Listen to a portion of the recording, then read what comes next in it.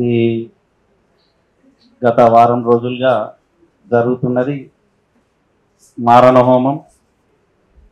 అదేవిధంగా జరుగుతున్న మొత్తంగా మధ్య భారతంలో జరుగుతున్నటువంటి ఒక ఘోరమైన మారణ హోమాన్ని ప్రతి ఒక్కరు ఖండించాలి. అయితే బయట నుండి రావాల్సినటువంటి ఒక మద్దతును ఇంకా మనం సమకూర్చుకోలేకపోతున్నాం అనేది ఒకటి అనిపిస్తుంది. మొత్తంగా వాళ్ళు ఇవాళ కనీసం ఇన్ని సంవత్సరాల పోరాటాలకు శవాల్ని బంధుమిత్రులకు ఇయ్యాలని జరిగే ఒక పెద్ద మాత్రమైనటువంటి పోరాటం కూడా జరిగింది. ఆ జరిగిన ఫలితంగా ఆ హక్కులు శవాలు వాళ్ళ ఇళ్లకు వచ్చేటటువంటి స్థితి ఉండేది.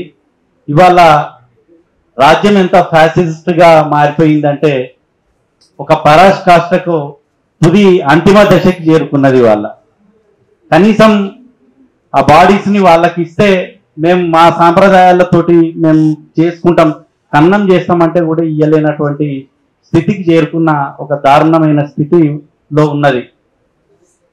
ఇప్పుడు వీళ్ళదే ఇట్లున్నది, ఇప్పుడు పేరున్న అటువంటి వాళ్ళదే ఇట్లుందంటే ఇక ఆదివాసీల స్థితి అయితే మనం ఊహించలేం. ఎంతమందిని చంపి ఎంతమందిని అక్కడనే పూర్తి చేస్తున్నారో కూడా మనం ఇక ఊహించుకోవచ్చు ఈ దారుణానికి. అయితే దీనికి ఒక బలమైనటువంటి నిర్మాణం ఒకటి మనం చేసుకోవడం, ఇవాళ ఉన్నటువంటి ఆదివాసీ సాంఘీభావ కమిటీని ఇంకా బలమైనటువంటి నిర్మాణంగా ముందుకు తీసుకొని పోయి ఒక రిప్రజెంటేషన్ ఏమైనా వీలైతే గవర్నర్కి ఇచ్చే అవకాశం ఏమన్నా ఉన్నదేమో అని చూద్దాము.